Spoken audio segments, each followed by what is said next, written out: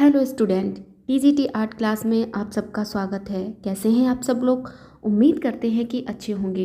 तो आज हम आप लोगों के लिए टॉपिक लेके आए हैं वेस्टर्न आर्ट से। तो आज हम लोग कवर करेंगे प्रारंभिक ईसाई, बैजेंटाइन, रोमन्स और गोथिक कला। तो ये किस में आ जाता है? ये मध्ययुगीन कला में आता है।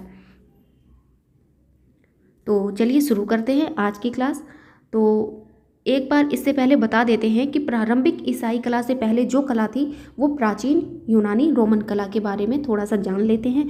उसके बाद फिर आ जाती है प्रारंभिक ईसाई कला की कैसे शुरुआत होती है इसकी। तो इससे पहले थोड़ा सा पढ़ लेते हैं, इसके बारे में जान लेते हैं। तो चलिए शुरू करते हैं। प्राचीन यूनानी रोमन भावना प्राचीन सभ्यता के साथ ही धीरे धीरे लुप्त होने लगी और पूर्वी देशों के धार्मिक विश्वास उसका स्थान लेने लगे। मतलब कि जो प्राचीन यूनानी रोमन थी वो भावना प्राचीन सभ्यता के साथ धीरे धीरे गायब होने लगी और जो पूर्वी देश थे उनके धार्मिक विश्वास उनके स्थान लेने लगा। मतलब धार्मिक विश्वास उसका स्थान लेने लगा था। प्राचीन विचारधारा में जहाँ मानव और ईश्वर का संबंध तर्क पर आधारित करने का प्रयत्न किया गया था, वहीं पूर्वी धर्मों में श्रद्धा और विश्वास के आधार पर सांसारिक बंधनों से मुक्ति का मार्ग खोजा गया था। मतलब कि प्राचीन विचारधारा में जहाँ मानव और ईश्वर का संबंध तर्क पर आधारित था, किसका? मानव और ईश्वर का संबंध। वहीं उसी जगह पर पूर्वी धर्मों में जो वहाँ के पूर्व धर्म थे, श्रद्धा और विश्वास के आधार पर सांसारिक होता है, बंधनों से मुक्ति का मार्ग खोजा गया था। इन सब चीज़ों से मुक्ति के लिए एक रास्ता निकाला गया था। इस समय के प्रचलित प्रमुख धर्मों में कौन कौन से हो जाते हैं? यहूदी, ईसाई और इस्लाम में सर्वाधिक प्रबल जो था वो ईसाई धर्म सिद्ध हुआ। जो इनमें से जितने भी धर्म थे, प्रमुख धर्म थे, यहूदी, ईसाई, इस्लाम, इसमें से सबसे सिद्ध कौन सा साबित हुआ? तो ईसाई धर्म इसमें प्रबल हुआ, जिसमें यूरोप की जनता में शीघ्र ही बहुत अधिक आदर भाव प्राप्त कर लिया। जिसने यूरोप की जनता ने शीघ्र ही बहुत जल्दी बहुत अधिक सबसे ज़्यादा आदर भाव प्राप्त कर लिया। इस पर आरंभ में मिस्र की प्राचीन धर्म का भी प्रभाव रहा है। तो किस पर रहा है? ईसाई धर्म जो सिद्ध हुआ उस पर यूरोप जनता में शीघ्र ही बहुत अधिक क्या हुआ? आदर भाव प्राप्त कर लिया। और इस पर आरंभ में मिस्र की प्राचीन धर्म का भी प्रभाव रहा। इस पर मिस्र की प्राचीन धर्म का भी प्रभाव रहा है। विद्वानों का विचार क्या है देख लेते हैं। उनके ऐसे विचार क्या कह रहे हैं वैज्ञानिक लोगों के, कि भारतीय संस्कृति विशेषतः बौद्ध धर्म की करुणा भावना ने ईसा मसीह और ईसाई धर्म के आंतरिक स्वरूप को बहुत प्रेरणा दी है। तो ऐसा किनका? वैज्ञानिक का मानना है कि भारतीय संस्कृति विशेषतः बौद्ध धर्म की करुणा भावना ने ईसा मसीह और ईसाई धर्म के आंतरिक स्वरूप को बहुत प्रेरणा दी है। ईसाई कला का काल विस्तार लगभग 15वीं सदी तक रहा है। तो ये आप लोगों को याद रखना है, 15वीं सदी तक किसका काल रहा है? तो ईसाई कला का रहा है। ऐसा एग्जाम में पूछा भी जाता है। तो आप लोगों को जो भी इसमें मेन पॉइंट होंगे हम आपको बताते चलेंगे, तो उतना आप याद कर लेना। बाद बाकी इसमें समझने की ज़्यादातर चीज़ें हैं और जहाँ जहाँ से बनेगा तो उतना हम आपको बताएंगे कि क्या क्या आपको याद करना है। चलिए, तो ईसाई कला को निम्नलिखित युगों में बांटा गया है। जो ईसाई कला है ये कितना है? इसका समय क्या है? 15वीं सदी, मतलब 15वीं सदी तक रहा है। अब इसको कितने भागों में बांटा गया है? तो इसको 4 भागों में बांटा गया है। इसको 4 पार्ट में डिवाइड किया गया है। तो प्रारंभिक ईसाई कला है, बैजेंटाइन कला और रोमन्स कला और गोथिक कला है। चलिए आगे देख लेते हैं। तो सबसे पहले अब हम लोग शुरू करते हैं प्रारंभिक ईसाई कला से। तो इसका जो समय है वो हो जाएगा 100 से 525 ईस्वी। पूर्वी क्षेत्रों में 3 धर्मों का उदय हुआ। जो पूर्वी के क्षेत्र थे इनमें 3 धर्मों का उदय हुआ। वो कौन कौन से धर्म हो जाते हैं? जिन्होंने पश्चिमी क्षेत्र के आध्यात्मिक जीवन को अत्यंत प्रभावित किया। जो पश्चिमी के क्षेत्र थे उनके जीवन को क्या किया? अत्यंत बहुत ज़्यादा प्रभावित किया। तो वो कौन कौन से धर्म हो जाते हैं? यहूदी, ईसाई और इस्लाम। तो ये 3 धर्म आ जाते हैं। ये देख लीजिए, ये प्रारंभिक ईसाई कला का जो चित्र है, यीशु का खून बहते देख रोती महिला, ये ईसाई का कला का ये चित्र है। अब पढ़ते हैं जो 3 धर्म है कौन कौन से। यहूदी धर्म के बारे में पहले जानते हैं। यहूदी धर्म के जो संस्थापक थे वो कौन थे? हजरत अब्राहम थे। जो यहूदी धर्म के संस्थापक थे वो कौन थे? हजरत अब्राहम थे। एक मिनट, तो वो कौन से हो जाएंगे? हजरत अब्राहम थे, जो 2000 वर्ष पूर्व हुए थे। मतलब कि क्या कहा गया है, जो यहूदी धर्म के जो संस्थापक थे तो वो कौन हो जाएंगे? हजरत अब्राहम थे, जो 2000 वर्ष पूर्व हुए थे। अब्राहम के बाद यहूदी इतिहास में सबसे बड़ा नाम किसका है? पैगंबर मूसा का है। किसके बाद? यहूदी इतिहास के सबसे बड़ा नाम जो पूछा है पैगंबर, वो कौन है? मूसा का है। ईसाई धर्म की मूल प्रेरणा यहूदी धर्म से ही ली गई। जो ईसाई धर्म की मूल प्रेरणा है, शुरुआती की जो प्रेरणा है, वो किससे ली गई? यहूदी धर्म से ली गई। ईसाई विश्वास के अनुसार जीसस यानी कि ईसा ही मुक्ति दिलाने वाला मसीहा था। जो ईसाई विश्वास के अनुसार मतलब कि जो मुक्ति दिलाने वाला मसीहा कौन माना जाता है? वो ईसा को ही माना जाता है। चलिए आगे देखते हैं। ये जो महत्वपूर्ण तथ्य है ये हम आपको बाद में पढ़ाएंगे, क्योंकि इसको पूरा पढ़ लेते, नहीं तो ऐसे आपको समझ में नहीं आएगा। अभी इसको हम बाद में बता देंगे। ईसा मसीह के बारे में देखते हैं। इनका जन्म पूछा जाता है, अभी तक एग्जाम में इसका जन्म पूछा गया है कि कहाँ पे हुआ है, तो क्या नाम आता था? बैतलहम, इसका जो नाम है ये आता था। तो इनका जन्म कहाँ हुआ है? तो 4 ईसा पूर्व में जेरूशलेम के बैतलहम नामक गांव में हुआ था। तो ये आप लोगों को याद करना है, ये याद करना है। बाइबल के अनुसार ईसा की माता मैरी यानी मरियम थी, जो गलीला प्रांत के नाजरेत गांव की रहने वाली थी। गलीलिया प्रांत के नाजरेत के गांव में रहने वाली थी। ईसा के पिता जोसेफ यानी कि यूसुफ बढ़ई का काम करते थे। ईसा के कुल 12 शिष्य थे, जिनमें से 2 प्रमुख एड्स एवं पीटर थे। ईसा मसीह को जेरूशलेम में 30 या 33 ईस्वी में सूली पर चढ़ा दिया गया था। इसका जो टाइम है वो इसमें बताया है 30 या 33 ईस्वी में इसको सूली पर चढ़ा दिया गया था। आगे देख लेते हैं। ईसा मसीह मंदिर को ईसाई मंदिर को चर्च कहा जाता है। जो ईसाई मंदिर है, जो मतलब वहाँ के लोग क्या है उसको क्या कहते हैं? चर्च कहते हैं। इनका सबसे पवित्र चिन्ह क्या होता है? क्रॉस होता है, जो इस तरीके से बना होता है। ये इनका पवित्र चिन्ह इनको माना जाता है। ईसा मसीह का जन्म जो 25 दिसंबर को क्रिसमस डे के रूप में मनाया जाता है। ईसा मसीह को सूली पर चढ़ाने के कारण हुई मृत्यु के उपलक्ष्य में गुड फ्राइडे मनाया जाता है। तो क्या होता है? गुड फ्राइडे मनाया जाता है। तो ये 2 भी आप लोगों को पॉइंट याद रखने हैं। ईसाई धर्म का सबसे पवित्र जो धर्म ग्रंथ है बाइबल, जिसकी रचना हिब्रू भाषा में विभिन्न व्यक्तियों द्वारा 1400 ईसा पूर्व से 100 ईस्वी के बीच हुई। तो ये भी आप लोगों को याद रखना है पॉइंट। बाइबल के 2 भाग हैं, ओल्ड टेस्टामेंट और न्यू टेस्टामेंट। तो ये भी आप लोगों को याद रखने हैं कि बाइबल के कितने भाग हैं। तो 2 हो जाते हैं, पहला हो जाता है ओल्ड टेस्टामेंट, दूसरा है न्यू टेस्टामेंट। और इसके अंतर्गत भी जो चीज़ें आती हैं वो भी आप लोगों को याद रखना है, वो भी एग्जाम में पूछा जाता है।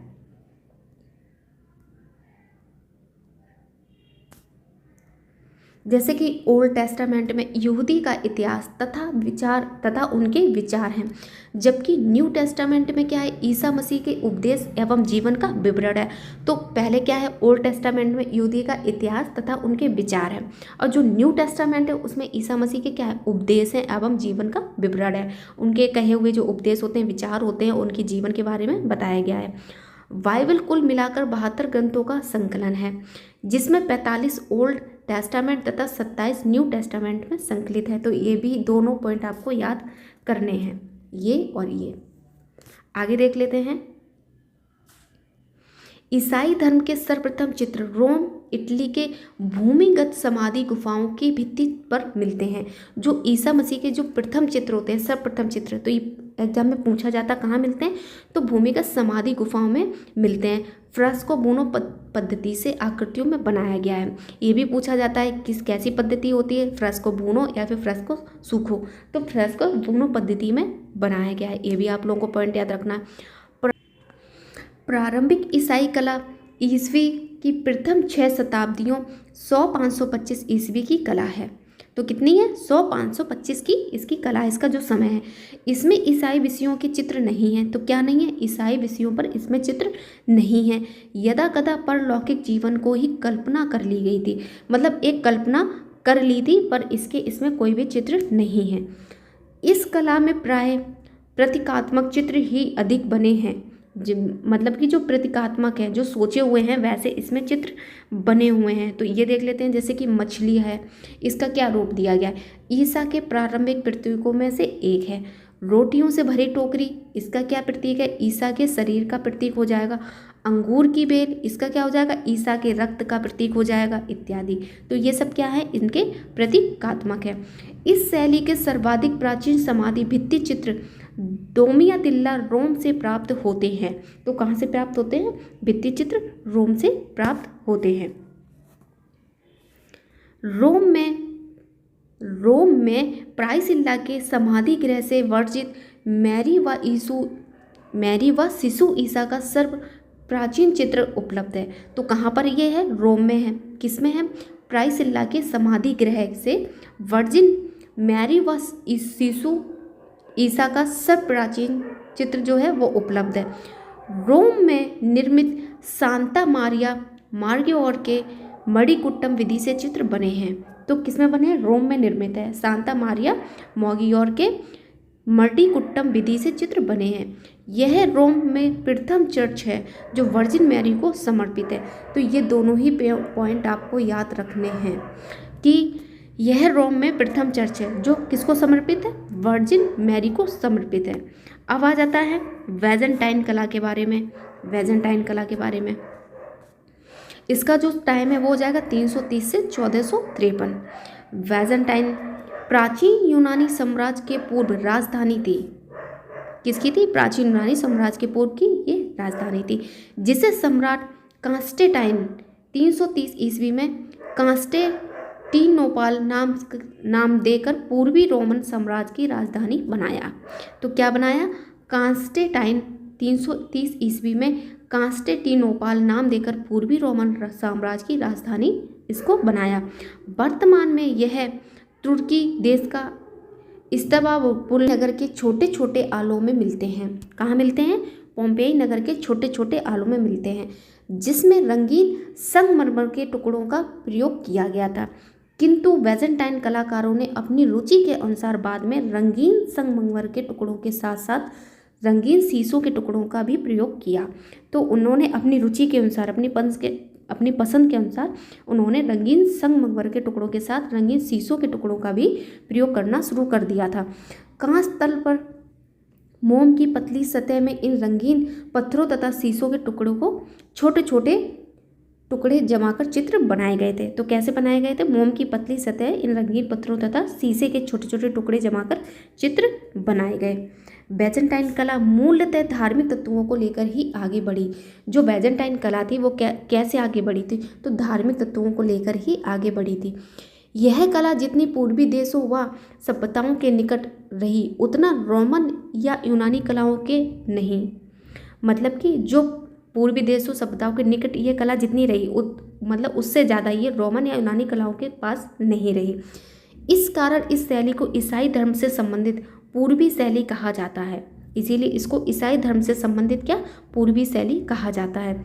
सम्राट कांस्टेंटाइन के शासनकाल में कांस्टेंटिनोपल की राजधानी बनने के साथ ही वेजेंटाइन कला का उद्भव हुआ। तो इसका वेजेंटाइन कला का क्या हुआ, उद्भव हुआ। यह कला सम्राट जस्टिनियन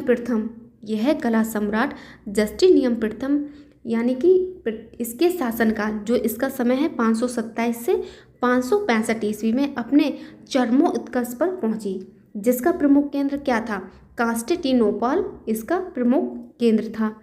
सम्राट जस्टिनियन के शासनकाल में इटली में निर्मित रेवेत्रा के सान वाइटेल नामक गिरजाघर में इस कला का चरम उन्नति दिखाई देता है। तो कहाँ दिखाई देता है, रेवेत्रा के सान वाइटेल नामक गिरजाघर में इस कला का चरम उन्नति दिखाई देता है। जो इसका समय है 526 से 547 ईस्वी के मध्य बना यह गिरजाघर अष्टभुजी है। तो कैसा है ये गिरजाघर, अष्टभुजी है, जिसमें खिड़कियां, गुंबद, अर्धगुंबद इत्यादि सभी को मणिकुट्टम चित्रों से अलंकृत किया गया है। मतलब इन सभी चीज़ों से उसको बनाया गया है, सजाया गया है। वेजेंटाइन कला में पीले रंग का बहुलता से प्रयोग किया गया है। इस कला में पीला रंग स्वर्ग का प्रतीक माना गया है। ये भी पॉइंट आपको याद रखना है और ये भी पॉइंट याद रखना है कि वेजेंटाइन कला में किस कलर का यूज हुआ है, तो पीले रंग का यूज किया गया है। और पीले रंग को क्या कहा गया है, तो स्वर्ग रंग का प्रतीक माना गया है। वेजेंटाइन कला में लगभग 100 वर्ष का समय ऐसा आया जब आकृति चित्रण निषेध कर दिया गया था। मतलब कि वेजेंटाइन कला जो थी उसमें एक ऐसा समय आ गया था, 100 वर्ष के बाद में ऐसा समय आया जब आकृति चित्रण उसमें बन रहे थे उसको निषेध यानी कि उसको खत्म कर दिया गया। इस संकटपूर्ण युग का आरंभ किसने किया था, सम्राट लियो तृतीय ने किया था। इसको भी याद रखना है कि किसने इसका निषेध किया, तो आपको पता होना चाहिए कि जो सम्राट लियो तृतीय था जिसका समय हो जाएगा 675 से 741 ईस्वी के समय में हुआ, जब 726 ईस्वी में जब उसने कुस्तुनतुनिया वेजेंटाइन के राजमहल के मुख्य द्वार पर लगी ईसा की प्रतिमा को हटाकर उसके स्थान पर क्रॉस खड़ा करवा दिया तथा नीचे लिखवा दिया कि सम्राट ईसा की ऐसी प्रतिमा नहीं देख सकता जो ना बोल सकती हो ना ही श्वास ले सकती हो, मतलब कि ना देख सकती हो ना सांस ले सकती हो। तो इसका कहने का क्या मतलब है, वेजेंटाइन कला में लगभग 100 वर्ष का समय ऐसा आया कि आकृति चित्रण निषेध कर दिया गया। जो वेजेंटाइन कला में आकृति चित्रण बन रहा था उसको खत्म कर दिया गया। इस संकटपूर्ण का आरंभ किसने किया, तो सम्राट लियो तृतीय ने किया, जिसका समय 675 से 741 ईस्वी के समय हुआ। जब 726 ईस्वी में उसने वेजेंटाइनियम के राजमहल, जो राजमहल है कौन सा है, कुस्तुनतुनिया वेजेंटाइन के राजमहल के मुख्य द्वार पर लगी ईसा की प्रतिमा, जो ईसा मसीह की जो प्रतिमा लगी थी उसको हटाकर उसके स्थान पर इन्होंने ऐसा क्रॉस खड़ा करवा दिया था और उसके नीचे लिखवा दिया था सम्राट ईसा की ऐसी प्रतिमा नहीं दे सकता जो ना बोल सकती हो ना ही श्वास ले सकती हो ना ही सांस ले सकती हो। तो ऐसा किसने किया, लियो तृतीय सम्राट ने किया। तो ये भी पॉइंट आपको याद रखना है। फिर उसके बाद देखते हैं कि आगे चलकर क्या हुआ। लियो तृतीय ने तो वो हटवा दिया, क्रॉस खड़ा करवा दिया, उसके नीचे उन्होंने ऐसा लिखवा दिया कि सम्राट को ऐसी प्रतिमा नहीं पसंद है जो ना ही वो मतलब कि सांस ले सकती हो ना ही बोल सकती हो। उसके बाद फिर क्या होता है आगे देखते हैं। आगे चलकर थियोफिलिस की पत्नी थियोडोरा, जो ये थियोफिलिस की पत्नी है थियोडोरा, इन्होंने अपने पुत्र व साम्राज्य के उत्तराधिकारी माइकल तृतीय की संरक्षिका के रूप में मुख्य द्वार पर ईसा की प्रतिमा पुनः स्थापित करवाई और आकृति चित्रण पुनः आरंभ हुआ। तो आपको समझ में आया, इससे पहले कौन आया था, लियो तृतीय आए थे, जिन्होंने निषेध किया आकृति चित्रण पर और ईसा मसीह की जो प्रतिमा थी उसको हटा दिया, उसकी जगह पर क्या किया, क्रॉस का निशान खड़ा करवा दिया था। नीचे उन्होंने एक लाइन लिखवा दी थी कि ऐसी प्रतिमा सम्राट नहीं देख सकता है जिसमें ना बोल सकती हो और ना ही वो सांस ले सकती हो। फिर इसके बाद क्या हुआ, आगे चलकर लियो तृतीय जो थे सम्राट थे, उसके बाद क्या होता है कि थियोफिलिस की जो पत्नी थी थियोडोरा, उन्होंने अपने पुत्र और साम्राज्य के उत्तराधिकारी माइकल तृतीय की संरक्षिका के रूप में मुख्य द्वार पर, जो मुख्य द्वार था जहाँ से उसको हटाया गया था उसी स्थान पर मुख्य द्वार पर ईसा की प्रतिमा पुनः स्थापित करवाई और आकृति चित्रण पुनः आरंभ करवाया। तो ये किसने किया था, थियोडोरा ने किया था और ये किसकी पत्नी थी, थियोफिलिस की पत्नी थी। तो ये भी पॉइंट आपको याद रखना है। आगे देखते हैं क्या हुआ। वेजेंटाइन कला की दूसरी बड़ी इमारत हेगिया सोफिया गिरजाघर है। तो ये भी एग्जाम में पूछा जाता है, मोस्ट इंपॉर्टेंट प्रश्न है ये। वेजेंटाइन कला की दूसरी बड़ी इमारत कौन सी है, तो हेगिया सोफिया गिरजाघर है। इस चर्च का निर्माण आज से 1479 वर्ष पूर्व 537 ईस्वी में इस्तंबुल आधुनिक तुर्की में किया गया था। तो आप लोगों को ये चीज़ समझ में आई। वेजेंटाइन कला की दूसरी बड़ी इमारत कौन सी हो जाएगी, हेगिया सोफिया गिरजाघर है। इस चर्च का जो निर्माण है आज से 1479 वर्ष पूर्व 537 ईस्वी में इस्तंबुल आधुनिक तुर्की में किया गया था। मतलब इस समय पे इसका आधुनिक तुर्की में किया गया था। वेजेंटाइन कला का एक अन्य उत्कृष्ट उदाहरण जो मिलता है वो कहाँ पर मिलता है, तो सेंट वसील का गिरजाघर है। ये भी पॉइंट आपको याद रखना है, मोस्ट इंपोर्टेंट क्वेश्चन है ये। वेजेंटाइन कला का एक अन्य उत्कृष्ट उदाहरण जो है वो कहाँ मिलता है? सेंट वसील का गिरजाघर है जो मॉस्को रूस में स्थित है। पहला पॉइंट देखिए आपने यहाँ याद किया था कि वेजेंटाइन कला की दूसरी सबसे बड़ी इमारत कौन सी है? तो हेगिया सोफिया गिरजाघर है। दूसरा पॉइंट क्या बन रहा है कि सब एक अन्य उत्कृष्ट उदाहरण कहाँ मिलता है? तो सेंट वसील का गिरजाघर है जो कहाँ पर है? मॉस्को रूस में स्थित है। तो हम लोगों ने दो कवर कर लिए, एक ईसाई कला, दूसरा वेजेंटाइन कला। अब तीसरा आ जाता है रोमन कला शैली, तो इसको देख लेते हैं एक बार। जो रोमन्स कला है प्रधानतः 11वीं तथा 12वीं शती ईस्वी में फ्रांस में फली फूली। तो आपको सबसे पहला पॉइंट तो यही याद रखना है कि रोमन्स कला कहाँ पर फली फूली? तो फ्रांस में। सदी कौन सी हो जाएगी? 11वीं से तथा 12वीं सदी। किंतु कुछ क्षेत्रों में यह 13वीं सदी में भी प्रचलित रही है। मतलब ऐसा माना जाता है कि कुछ क्षेत्रों में ये 13वीं सदी भी ऐसा मानते हैं कि प्रचलित रही है। अर्थात यह शैली 1100 से 1300 ईस्वी के मध्य तक प्रचलित रही है। तो ये भी आप लोगों को याद रखना है, 1100 से 1300 ईस्वी। आगे देखते हैं। रोमन साम्राज्य के पतन के पश्चात तथा गोथिक शैली के उद्भव के पूर्व के संपूर्ण काल की कला को रोमन्स कला कहा जाता है। रोमन साम्राज्य के पतन के पश्चात, जो रोमन साम्राज्य उसके खत्म होने के पश्चात तथा गोथिक शैली के उद्भव, मतलब कि रोमन साम्राज्य जो खत्म हो गया उसके पश्चात जो कौन सी शैली आई? गोथिक शैली आई। उसके उद्भव के पूर्व के संपूर्ण काल की कला को रोमन्स कला कहा जाता है। ठीक है। इस कला के प्रमुख केंद्र कौन से हैं? फ्रांस, स्पेन तथा इंग्लैंड इत्यादि थे। रोमन्स कला मूलतः एक धार्मिक कला थी। तो ये भी पूछा जाता है कैसी कला थी? तो वास्तुकला थी, धार्मिक कला थी। कैसी थी? तो ये धार्मिक कला थी। इसमें कला का प्रयोजन सौंदर्य मूलक न होकर उपयोगितावादी था। तो कैसा था? सौंदर्य मूलक न होकर उपयोगितावादी इसका था। आगे देख लेते हैं। यद्यपि इस कला का मुख्य विषय ईसाई धर्म की सीमाओं में बना रहा, तथापि इस कला में सर्वाधिक महत्व धातु निर्मित अवशेषों, पात्रों व वैदिक कलाओं का है जो दूसरे गिरजाघर महत्वपूर्ण थे। मतलब कि यद्यपि इस कला का मुख्य विषय क्या था? ईसाई धर्म था। इसकी सीमाओं में बना रहा, ईसाई धर्म की सीमाओं पर जो मुख्य विषय ईसाई धर्म है इसकी सीमाओं में बना रहा, तथापि इसके बाद इस कला में सर्वाधिक महत्व क्या है? धातु निर्मित, मतलब कि इसमें जो सर्वाधिक महत्व है वो धातु निर्मित अवशेषों, पात्र व वेदिकाओं का था। दूसरे गिरजाघर महत्वपूर्ण थे। आगे देख लेते हैं। तो ये हो जाता है हमारा रोमन्स कला, यहाँ पर ख़त्म हो जाता है। अब हम लोग पढ़ लेते हैं गोथिक कला के बारे में। इसके बारे में जान लेते हैं कि इसके बारे में क्या दिया गया है। तो इसका जो समय हो जाएगा वो हो जाएगा 1135-1400 ईस्वी, इसका समय हो जाएगा। गोथिक शैली पश्चिमी यूरोपीय कला में के मध्य प्रचलित रही। जो पश्चिमी यूरोपीय कला में क्या था? 1135 से 1400 ईस्वी के मध्य ये ज़्यादा अधिक प्रचलित रही। कौन सी? गोथिक शैली। गोथिक शैली, ये चित्र है, शीशा चित्र। कला के संदर्भ में गोथिक शब्द का सर्वप्रथम प्रयोग 530 ईस्वी में इटालियन कलाकार व इतिहासकार किसने किया था? जियोर्जियो वासरी द्वारा किया गया था। तो ये भी पॉइंट आपको याद रखना है कि गोथिक शब्द का सर्वप्रथम प्रयोग क्या हुआ। तो इसमें क्या पूछा है? शब्द पूछा है। गोथिक शब्द का सर्वप्रथम प्रयोग किस सन में हुआ? तो 530 में हुआ। वैसे टीजीटी आर्ट वालों के में ये डेट सन नहीं पूछा जाता है, बहुत ही कम ऐसे चांस होते हैं कि पूछा जाए, लेकिन हाँ पीजीटी या और कोई भी एग्ज़ाम होता है तो उसमें डेट, ये समय सब पूछा जाता है। वेस्टर्न आर्ट की बात कर रहे हैं हम, तो इसको भी आप लोगों को याद रखना है। तो इटालियन कलाकार व इतिहासकार जियोर्जियो वासरी के द्वारा किया गया था। तो इसमें 2 पॉइंट याद रखने, एक तो सन याद रखना है, दूसरा कौन से कलाकार व इतिहासकार हैं? तो जियोर्जियो हैं जिन्होंने गोथिक शब्द का सर्वप्रथम प्रयोग किया।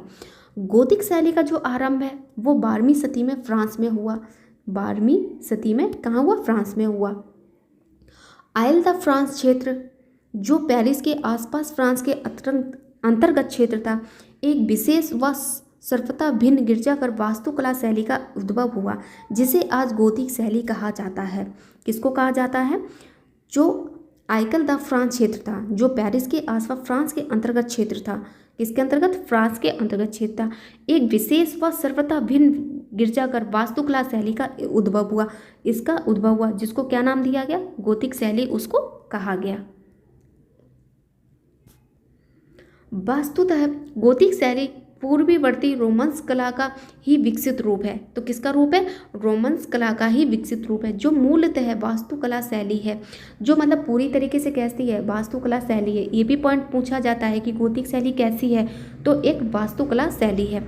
गोथिक शैली का प्रथम भवन संत डेनिस का गिरजाघर है। तो ये भी आप लोगों को याद रखना है कि गोथिक शैली का प्रथम भवन क्या है? तो संत डेनिस गिरजाघर है, जिसकी स्थापना 1220 ईस्वी फ्रांस के तत्कालीन शासक एडवर्ड सूजर ने पेरिस में की थी।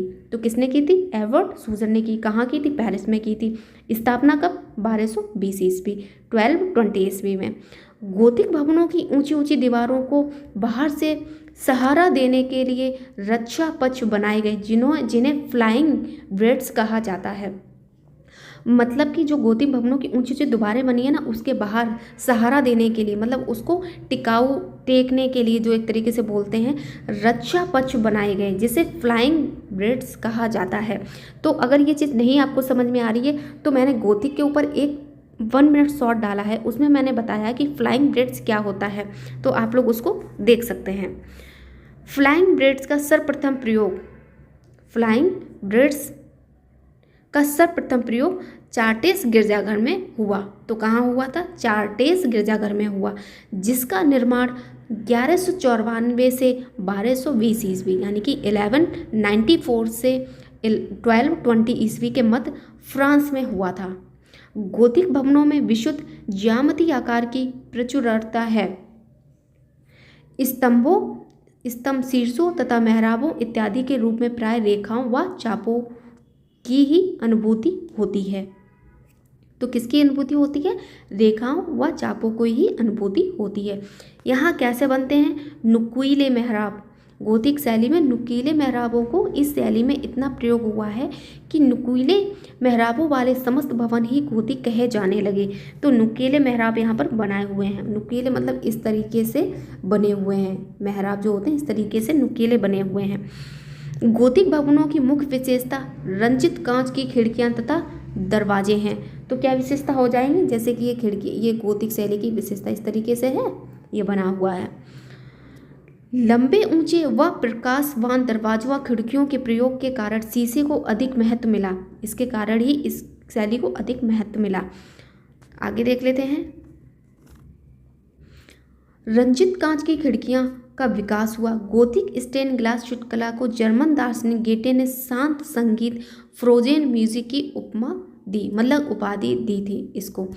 गोथिक स्थापत्य में शीशा चित्र प्राय खिड़कियों में बने हैं। तो कैसे बने हैं? शीशा चित्र प्राय खिड़कियों में बने हैं। इनमें विभिन्न आकारों के रंगीन शीशों के टुकड़ों से चित्र बनाए जाते थे, जिसे टिसेरेई कहा जाता है। क्या कहा जाता है? टिसेरेई कहा जाता है। कांच को धातु ऑक्साइड के मिश्रण द्वारा रंगीन बनाया जाता था। 12वीं शताब्दी के प्रारंभ का ऑगस्टबर्ग कैथेड्रल जनवरी में सम्राट डेविड का बना चित्र इस तरह के सबसे पुराने उदाहरणों में से एक है। तो क्या है? सबसे पुराने जो उदाहरण है उनमें से इसको एक माना जाता है। फ्रांस में चार्टेस कैथेड्रल से 13वीं शताब्दी सदी का एक और सबसे प्राचीन रंगीन कांच का उदाहरण प्राप्त होता है। तो क्या होता है? रंगीन कांच का उदाहरण प्राप्त होता है। ये नुकीली ऊंची तथा बहुमंजिली रंगीन खिड़कियां ऊंचे गिरजाघरों के अंतराल को बहुरंगी प्रकाश से उत्पन्न अलौकिक वातावरण से भर देती हैं। तो इनके कांच में इतने अच्छे से कांच, मतलब छोटे छोटे रंगीन टुकड़े लगे हुए हैं, जो अलौकिक वातावरण से इनको भर देते हैं। गॉथिक शैली का चरमोत्कर्ष रूप जो है चार्टेस कैथेड्रल में दिखाई देता है। तो ये भी पॉइंट आपको याद रखना है कि इसका चरमोत्कर्ष रूप कहाँ दिखाई देता है गॉथिक शैली का? तो चार्टेस कैथेड्रल में दिखाई देता है। इस कैथेड्रल का निर्माण 1194 से 1220 ईस्वी के मध्य पेरिस के दक्षिण पश्चिमी से लगभग 80 किलोमीटर दूर फ्रांस के चार्टेस में हुआ था। आगे देखते हैं। 1979 ईस्वी में यूनेस्को ने चार्टेस गिरजाघर को विश्व विरासत सूची में शामिल करते हुए इसे गोथिक कला का उच्च बिंदु तथा उत्कृष्ट कृति कहा है। तो क्या कहा है? कला का उच्च बिंदु और उत्कृष्ट कृति इसको माना है। गोथिक शैली को पेरिस में स्थित एमियंस कैथेड्रल ऑफ नोट्रे-डेम तथा रीम्स गिरजाघर 12वीं से 13वीं शताब्दी में गोथिक शैली में निर्मित हुए। तो क्या हुआ, 12वीं से 13वीं शताब्दी में ये गोथिक शैली में निर्मित हुए। गोथिक युग की मूर्ति कला का उच्चतम शास्त्रीय रूप फ्रांस में स्थित रीम्स गिरजाघर में पाया जाता है। किसमें पाया जाता है? रीम्स गिरजाघर में पाया जाता है। इस प्रकार गोथिक शैली आरंभ में उत्तरी फ्रांस की एक स्थानीय शैली थी। कैसी थी? एक स्थानीय शैली थी। 13वीं शताब्दी तक गोथिक शैली अंतर्राष्ट्रीय हो चुकी थी। तो कैसी हो चुकी थी? यानी कि 13वीं शताब्दी में अंतर्राष्ट्रीय हो चुकी थी। अंतर्राष्ट्रीय गोथिक शैली का मुख्य केंद्र कौन कौन सा हो जाएगा? फ्रांस, जर्मनी, इंग्लैंड, स्पेन व इटली था। तो गोथिक शैली का जो प्रमुख केंद्र पूछे जाते हैं वो ये थे, फ्रांस, जर्मनी, इंग्लैंड, स्पेन तथा इटली था। गोथिक शैली के प्रमुख चित्रकारों में कौन से आ जाते हैं? सिमाबुए, जियोतो, आंद्रिया, द्रुस्यो, मार्तिनी तथा एंजर्स इत्यादि थे। तो ये कहाँ के हो जाएंगे? गोथिक शैली के ये आर्टिस्ट हो जाएंगे। तो इसके जो आर्टिस्ट हैं वो हम लोग नेक्स्ट वीडियो में पढ़ेंगे इनके सारे। तो इसके जो महत्वपूर्ण तथ्य रह गए थे वो हम आपको एक बार बता देते हैं। अब आप लोगों को समझ में आ जाएगा कि महत्वपूर्ण तथ्य, नहीं तो पहले से अगर बता देते तो आपको उसको समझ में नहीं आ पाता। तो यहाँ से है जो इसके महत्वपूर्ण तथ्य हैं ईसाई कला के। प्रारंभिक ईसाई कला के चित्र सर्वप्रथम कहाँ बनाए गए? तो समाधि गुफाओं की भित्तियों पर बनाए गए। ये पॉइंट आपको याद रखना है। प्रारंभिक ईसाई कला का आरंभ किस देश में हुआ? तो इटली में हुआ। कैटेकॉम्ब का संबंध किस कला से है? तो ईसाई कला से है। ईसाई धर्म में मयूर किसका प्रतीक है? ईसा के मसीह के अमृत का है। जैसे कि मैंने अभी आपको समझाया था कि ईसा मसीह के जो मतलब प्रतीकात्मक जो कुछ रूप थे वो लिए गए थे। जैसे कि अभी यहाँ पर हम बताते हैं, जैसे कि ये है मछली क्या है? ईसा मसीह के प्रारंभिक है। रोटियों से भरी टोकरी, अंगूर की बेल तो ईसा के रक्त का प्रतीक है। तो यही पे ये इसी जगह पर इसके प्रतीक की बात यहाँ पे कर रहा है कि ईसा मसीह के मयूर किसका प्रतीक है? तो ईसा मसीह के अमृत का है। किस शासक का नाम ईसाई धर्म से विशेष रूप से जुड़ा हुआ है? तो किसका है? कांस्टेंटाइन का है। कांस्टेंटाइन का हो जाएगा। कि ईसाई कला की सर्वाधिक उन्नति किस शासक के समय हुई? तो किसके समय हुई? जस्टिनियन के समय हुई। तो ये इसके महत्वपूर्ण तथ्य तो आपको बिल्कुल ही याद करने हैं। अब आ जाता है बैजेंटाइन कला के महत्वपूर्ण तथ्य के बारे में। बैजेंटाइन कला की कौन सी विधा सबसे अधिक प्रसिद्ध है? तो क्या हो जाएगा? मणिकुट्टम। बैजेंटाइन कला में आकृति विरोधी प्रवृत्ति किस समय चली? तो इसका समय इसमें पूछा है। तो 726 से 843 ईस्वी के मध्य हो जाएगा, यानी कि 726 से लेकर 843 ईस्वी के मध्य तक रही। रोम की लुप्त हुई सभ्यता में से किस धर्म का प्रादुर्भाव हुआ था? तो ईसाई हो जाएगा। बैजेंटाइन प्रार्थना गृहों का पूर्ण विकास किस रूप में हुआ? तो क्रॉस आधारित भूविन्यास हो जाएगा। बैजेंटाइन कला में किस कला रूप का सबसे अधिक प्रयोग हुआ? तो किसका हुआ? मोज़ेक का हुआ। अब हम लोग पढ़ते हैं रोमन्स कला के बारे में। ईसा मसीह का जीवन चरित्र किस पुस्तक के आधार पर चित्रित किया गया है? तो ये आप लोगों को याद रखना है कि ओल्ड टेस्टामेंट है या फिर न्यू टेस्टामेंट है। तो ईसा मसीह का जो जीवन है, एक मिनट, ईसा मसीह का जो जीवन चरित्र है तो कौन सी पुस्तक में है? तो न्यू टेस्टामेंट हो जाएगा। ईसाई प्रार्थना का पूर्ण विकास किस रूप में हुआ? तो क्रॉस आकार का भवन हो जाएगा। प्रतिमा कृतियाँ जो हो जाएंगी वो कैसी हो जाएंगी? जो प्रतिमा कृतियाँ हैं का संबंध विशेष रूप से किससे है? तो कांच तथा हाथी दांत पर बने फलकों से हो जाएगा। ईसाई प्रार्थना गृहों की वेदी कौन सी आकृति अधिकांशतः स्थापित की जाती है? तो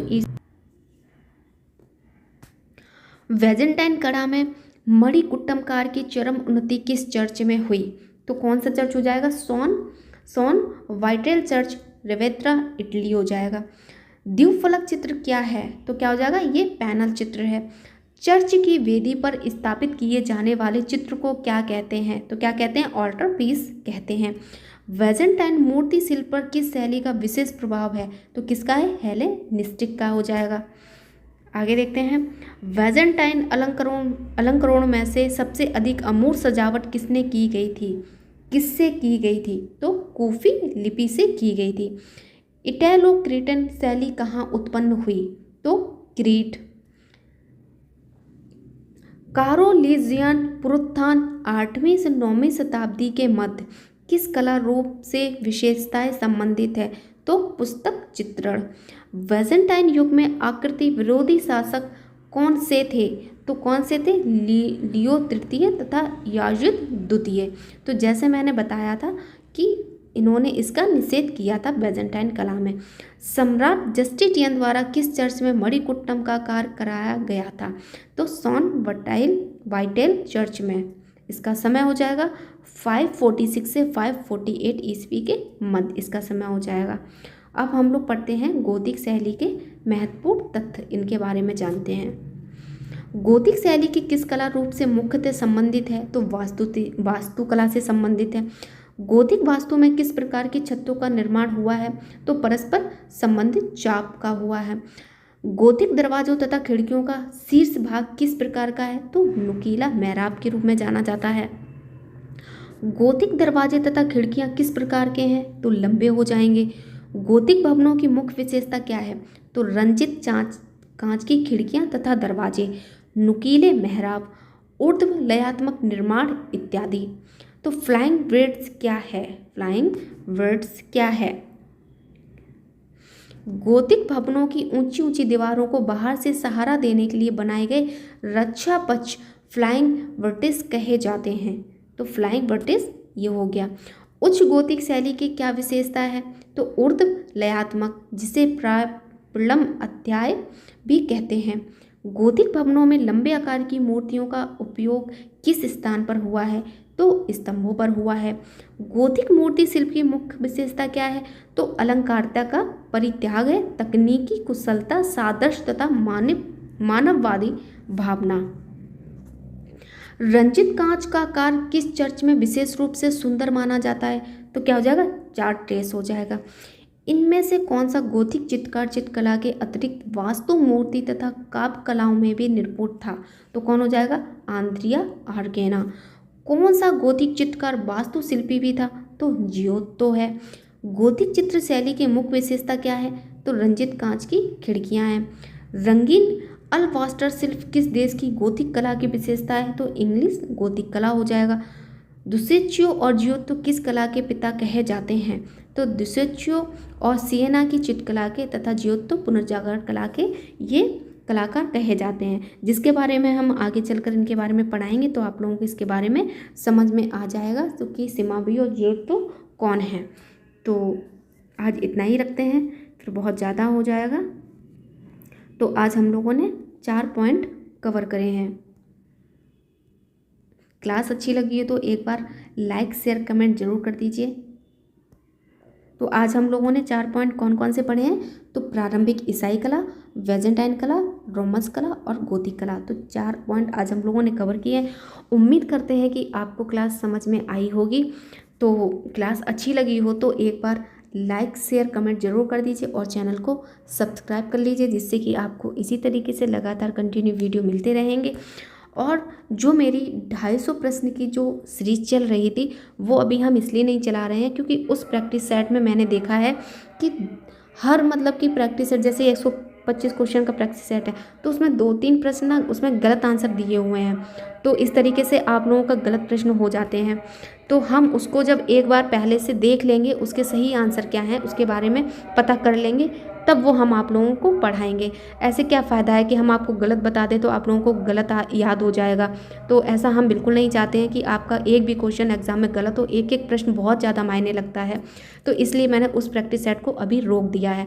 उसको जब हम पूरी तरीके से पढ़ लेंगे, उसके आंसर चेक कर लेंगे कि किसका कौन सा सही आंसर होगा, उसके बाद वो वाली हम क्लास कंटिन्यू कर देंगे। तब तक के लिए हम वेस्टर्न आर्ट क्लास चालू कर रहे हैं, तो इसको देखने के लिए आप लोग चैनल को सब्सक्राइब कर लीजिए, बेल आइकन को दबा लीजिए, जिससे कि आपको लगातार कंटिन्यू वीडियो मिलते रहेंगे। तो मिलते हैं नेक्स्ट वीडियो में, नेक्स्ट क्लास में, नेक्स्ट टॉपिक के साथ में। Thank you so much.